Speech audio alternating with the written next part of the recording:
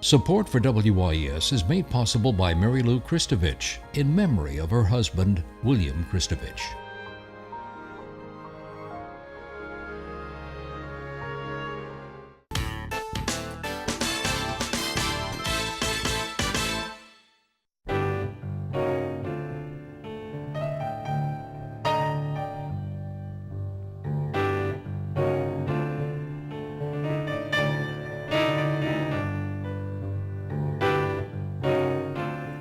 Good evening, I'm Peggy Scott Laborde, and welcome to Steppin Out, spotlighting the New Orleans area's arts and entertainment scene. Seated at our table tonight, Vanessa Schmid, curator for European art at the New Orleans Museum of Art, and she's here to discuss their current exhibit, A Life of Seduction, Venice in the 1700s. Great to see you. Thank you, Peggy. Yeah, and it's running through May 21st, so not too much time. Tim McNally, it's been a while, food and drink writer for New Orleans Magazine and MyNewOrleans.com, host of WLAE TV's Appetite for Life, a new show. Congratulations. Thank and you. WGSO Radio's Dine, Wine, and Spirits. You're a busy guy, huh?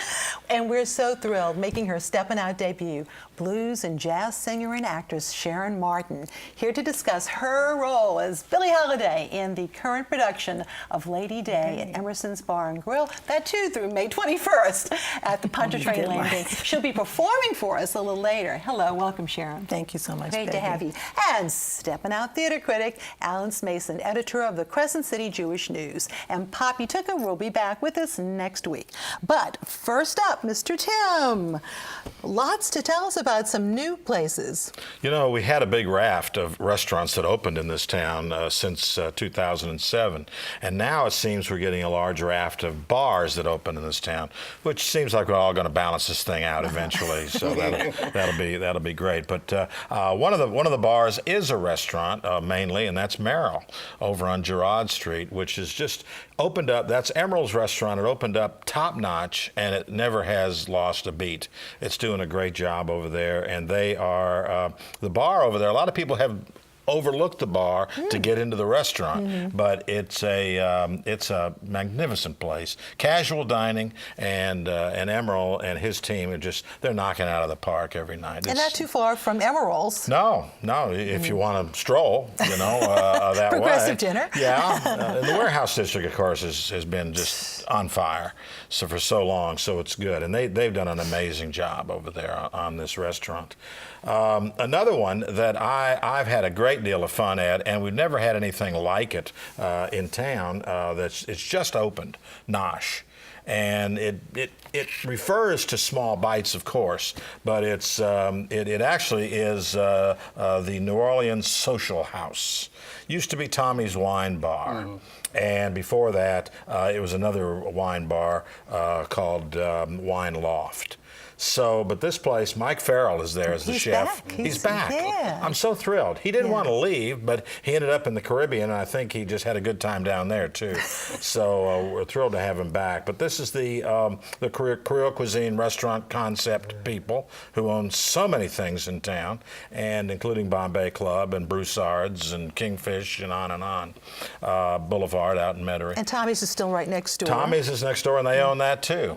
So it's going to be hard to dine in New Orleans without going either to an Emerald restaurant or a Creole cuisine restaurant. And there's live concept. music, I understand, Live too. music. And Small Bites. So, that's a good thing to do if you're sitting there having some nosh. That makes a lot of sense. And finally, Peggy, I'd like to touch on a bar like we've never had before in New Orleans. That's Effervescence. It is the first iteration of new something on Rampart Street since the streetcar has been in. And it's just a gorgeous place. And they specialize in wine with bubbles.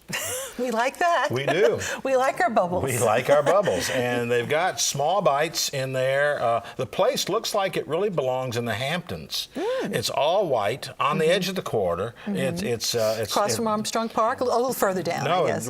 yeah, exactly. Not too far, exactly, not too far at all. And it's gorgeous. And boy, you go in there any time and people are having a very good time. But they are specializing in champagnes, of course, and they have a rotating list. So if you find one you like, keep going back and getting it, or else they'll take it off the menu. And they have Prosecco from Italy, sparkling wine from America, Cremant from France, and of course champagne from France. It's just terrific. Well, like Groucho, you mentioned some magic words, Prosecco being one of them. Yes, yeah. Well, and that's certainly bubbles at a lower price, and you're giving up not much in quality. So, and these people, but they have it by the half glass, by the glass, by the bottle, so you can enjoy it any way you Bubble like. on. and they do flights. So here's an opportunity to try several things side by side and see what you like before you make the plunge. All right, thanks very much, Tim. And we move on to Sharon. And Sharon, you have had a long time, I guess, obsession, fondness for Billie Holiday, haven't you? To be honest with you, no. Well, let's just say you've done this show a lot. I've done this. This is my second performance you've been a fan. Yeah, but Okay. I've learned a lot about her since Yes. 2012. So it's been a wonderful opportunity to get back into theater, which I have not done. Actually, I did something at Basin Street Station a few years ago called Voodoo Macbeth. And then we did, and that was after I'd done the first production of this, full production myself as the artist. Understudied for Wanda Ruzon when she did it over 20, 30 years ago, however long that's been. And now I'm doing it again, and it's in a different venue. Venue's great. Explain where it is. The Pontchartrain Landing is a resort, a marina resort with RV parking and This is in New Orleans hookups in New East. Orleans East at 6001 France Road.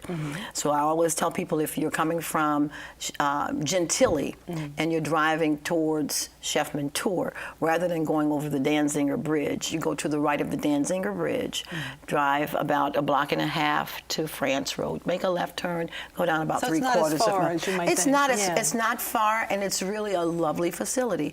And the room, as you know, Mr. Mason, has been turned into something really wonderful of a supper club. And you have quite a few pals. You have Norman Robinson in the show. Norman Robinson There you is are. Hal Emerson. Dr. Robert Perry is Jimmy. I can't think of Jimmy's name right now. We've got John Lowry on drums.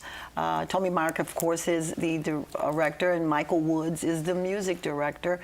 And Voices in the Dark and the Racine Foundation are producing this jointly. Congratulations. Now, Thank you've you. been singing for quite a while, and you have played with such luminaries as Nicholas Payton and Ellis Marcellus. Yeah. But in doing a little homework about you, you've opened for Boz Scaggs. That's quite the very Years career. ago, let me tell you, it was really an experience because it was not in New Orleans that I opened for Boz. It was in San Francisco at his club on a New Year's Eve, and Herman Ernest, who was a fantastic drummer here in the city of New Orleans, asked me if I would go with them because Dr. John had taken ill. So as a result, I got an opportunity to go there.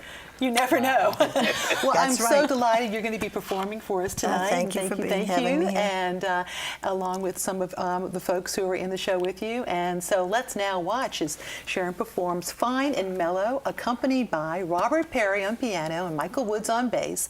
Woods is also musical director for the show. Let's watch. Why don't you give me a 12-bar blues beat? That'll work.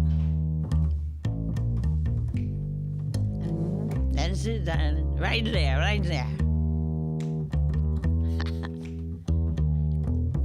Come on in, piano man.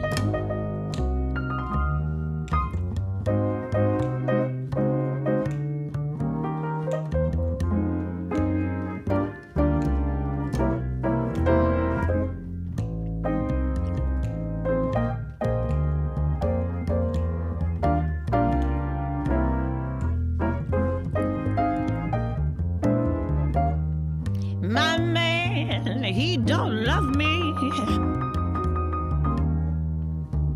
He treats me awful mean.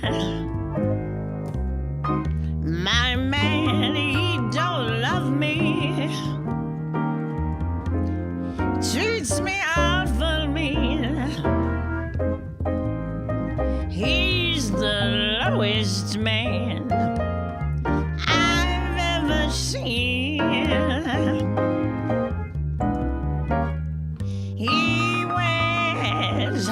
draped pants. Stripes are really yellow. He wears high draped pants. Stripes are really yellow. But when he starts into loving me, he's so fine and mellow. Play it, fellas.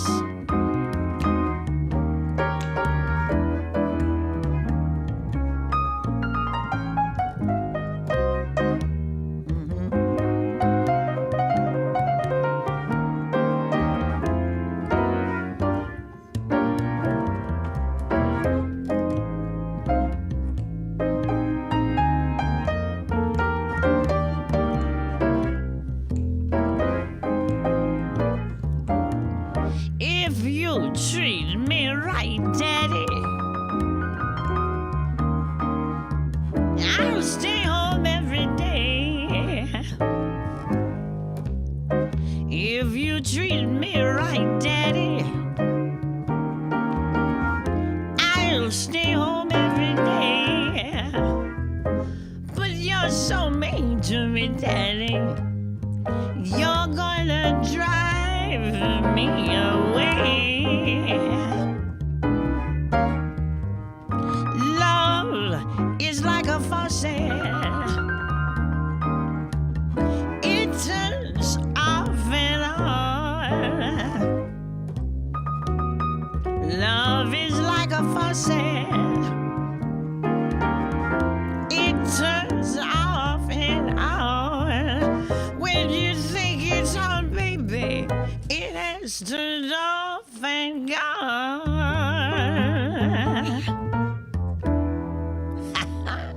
That's it. Thank you.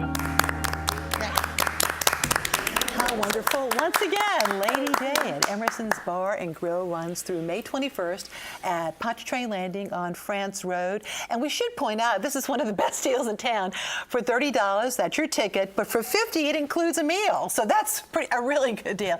Now it's time for Vanessa, and what more appropriate exhibit at NOMA for this town than something on Venice and, of course, a focus on the carnival. And it's not a traveling show. You all put this together with some help from your friends in Venice. Yes, exactly. So you're talking about Venice, A Life of Seduction, Venice in the 1700s. And it's an exhibition that NOMA originated and is only on view at NOMA in America, and actually doesn't even have a second venue in Which is unfortunate, really. Yes, it is, because you bring together over 130 objects, you go through all the effort, and then it only has a 3-month life.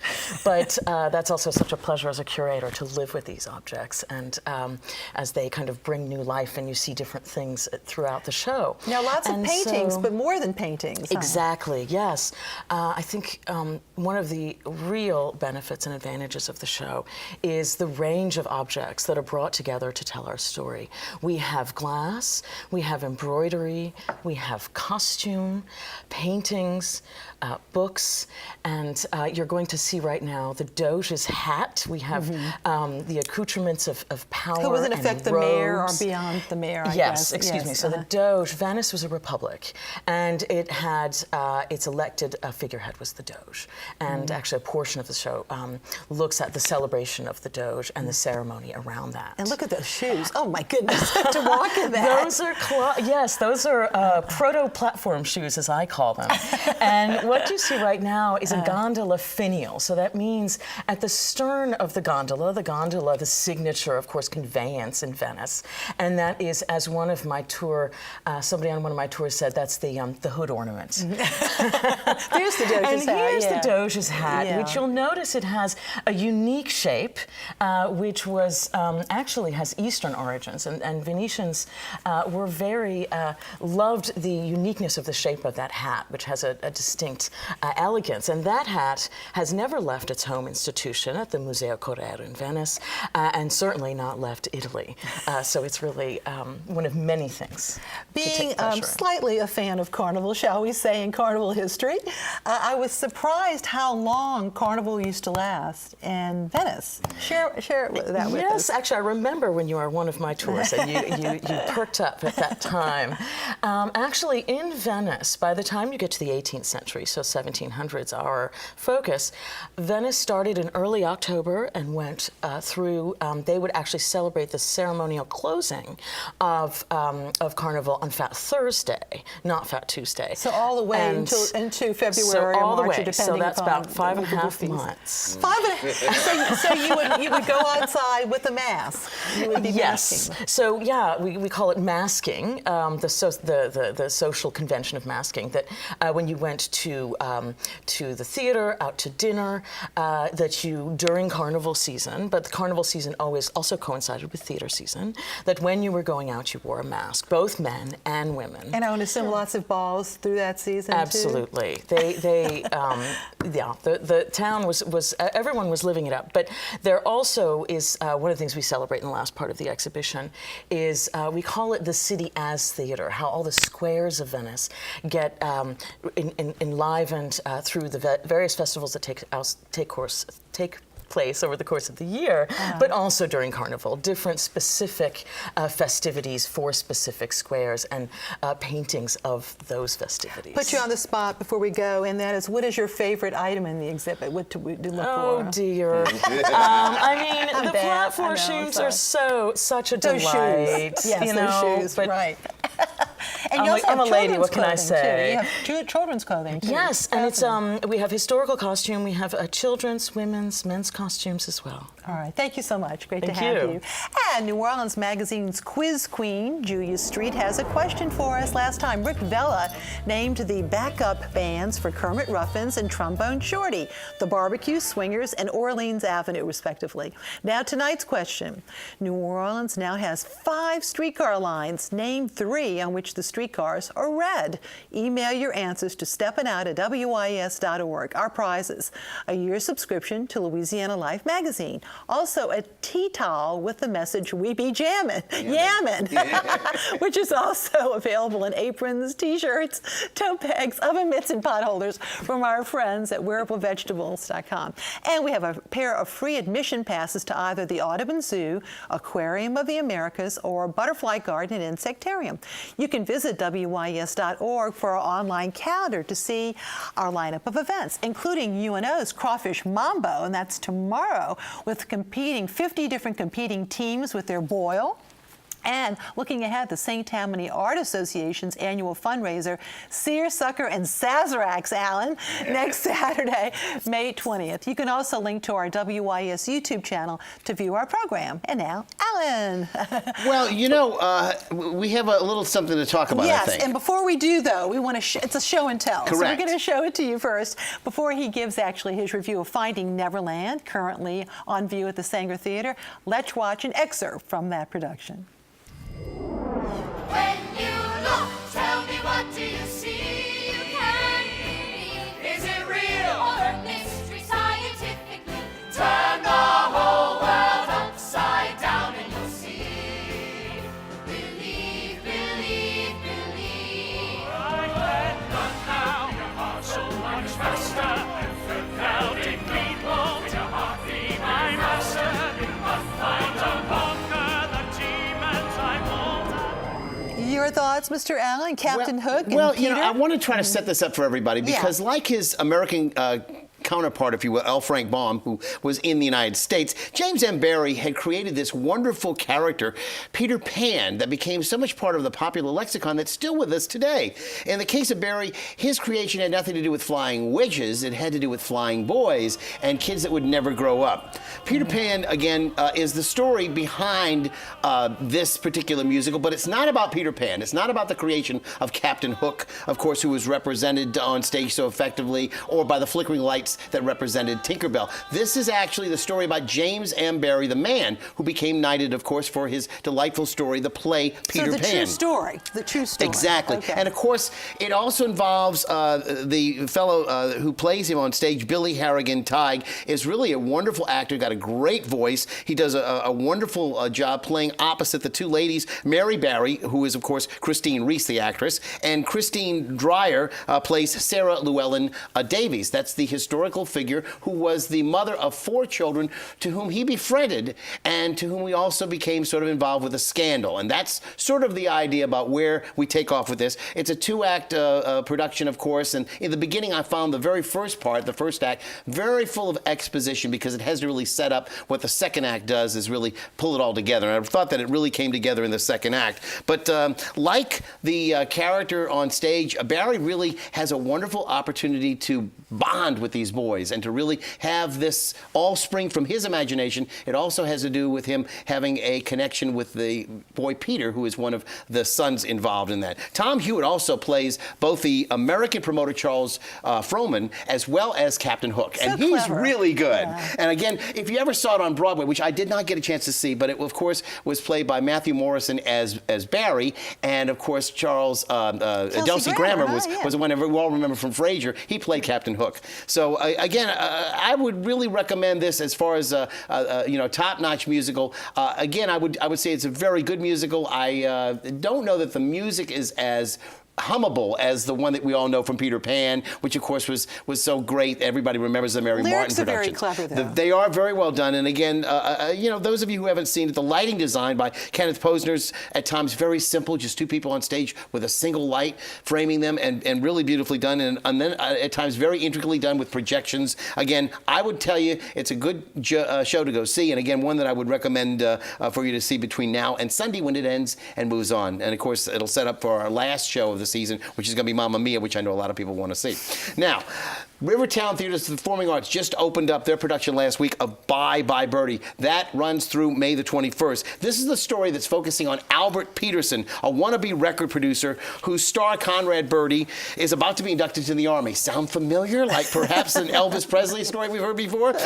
Playing, of course, is Bryce Slocum. He's Albert Peterson, and his assistant is Rosie Alvarez, of course, played by the remarkable Abby Botnick. Both have great, great voices. And while Botnick has an English teacher and Spanish Rose in the second act, Slocum knocks out Put on a Happy Face and Baby Talk to Me. I think he really did a great job. Trevor Brown plays Conrad Birdie, and a lot of living to do that he does is quite good. Brown really plays off of Haley Nicole Taylor, who is Kim McAfee, the teenager slated to have that one last kiss with Conrad Birdie. The choreography is by Lindsay Romig and Kellen Alexis, and the ensemble really, really takes off, especially in the telephone hour where you hear them and see them on the telephone with one another, and A Normal American Boy. Kyle Dagrapont has probably the best song of his career with his rendition of Kids, which would have done Paul Lynde proud. Directed by Gary Rucker. The one factor that I say is really missed here is, again, the opportunity to have a live orchestra play along with the players. They have a taped recording behind them. They do a very good job with it, but it would just be so much better if I could get that live performance. And then last but not least, I have to mention this performance of The Spider Queen by the NOLA Project. Those of you who are familiar with the outdoor presentations they do at the New Orleans Museum of Art, you know, of course, they do a great job in the Sculpture Garden. That's the Sidney and Walter Bestoff Sculpture Garden. This one is done in the round. You bring your blankets into a section, or you bring your chairs into other sections, and you watch the play actually take place in front of you and off to the side. Everyone comes in and goes out like spokes of a wheel. It's wonderfully done. Again, the Spider Queen, though, I can only tell you that the main character here, Esme, is played by the fearless Becca Chapman. She does an incredible job pretending to be this character who is having difficulties dealing with the death of her father. And then Jake Bartusch as Ranger Clark is also exceptional. A lot of physical action in this. The Spider Queen, of course, is about essentially the groups that are vying for taking over that whole kingdom, as you will. Leslie Clavery plays Valerja. Monica Harris is St. Alisa of the Mountains. And John Neisser plays the evil villain Drebeck. And he's quite good, too. He's an equity player, of course. And I have to say that this is one of the best productions I've seen them do in the Sculpture Garden. It runs over almost 2.5 hours. Again, you've got some exceptional players in there. Callie Russell, Eli Tim, Levi Hood, Herbert Benjamin. They all do excellent jobs. But the wonderful thing, too, about this production are the masks that are done by Tony Fumeller. Excellent lighting also by Alex Smith and music by Glenn O'Quinn. I just have to tell you. I would say get your tickets ASAP because it usually sells out. And please, let's pray that there's no rain because everybody should be able to see this. Kids and adults. But specifically, I would say boys aged 11 to 16 will really love this. Okay. And now time for our picks of the week. Vanessa, you have a show and tell? Well, yeah, we only have eight more days, and this is our beautiful catalog. And I bought one. It's really good. I'm enjoying reading it right now, as a matter of fact. Tim. The Pimm's Cup. We're on the cusp of summer. Pimm's Cup at Bombay Club. Ooh, like that. Sharon. And if you get a copy of Breakthrough Magazine, on the back there is a clip of the play Sunday, Mother's Day. You can come to that. And it's going to be great. 3 o'clock is the show. 1:30 is the buffet. Starts the buffet. Okay, great. Alan. And with Tim here, I just want to remind everybody, a little shout out to Chris Hanna over at the French 75 at Arno's for their James Beard Award. Fantastic. Also, happy Mother's Day to everybody. This is a picture that I took with Irma Thomas and her daughter Tina. This was at the Big Easy Awards. And again, she does such a great job at Mother's Day. Yes, at the zoo. It's a real tradition, isn't it? Yes. Yeah. And my picks, don't miss Brennan's 3rd annual Turtle Parade, the slowest second line on earth. That's tomorrow. It begins at 11 a.m. at 550 Bienville Street. Parades to Brennan's at 417 Royal, where the Turtles will proceed down the green carpet to the courtyard. Then a courtyard reception will begin with a greeting from Ralph Brennan, introduction of the Grand Marshal, the Turtle pardoning and blessing with champagne sabering and a free courtyard reception at noon. Also tomorrow, have I got another show and tell here, is the Magazine Street Merchants Association Champagne Stroll, businesses along Magazine Street where you can sip while you shop from 5 to 9 p.m. And the New Orleans Ballet presents the Jessica Lange, not the actress, the Jessica Lange Dance Company, and that's tomorrow night at 8 o'clock at the Mahalia Jackson Theater in Armstrong Park. Looking ahead, the Mid-City Bayou Boogaloo takes place along Bayou St. John. That's next weekend. You can visit the website for the entire lineup. Thank you all so much. It's great to see you here. Welcome once again, and good night. Thanks for watching.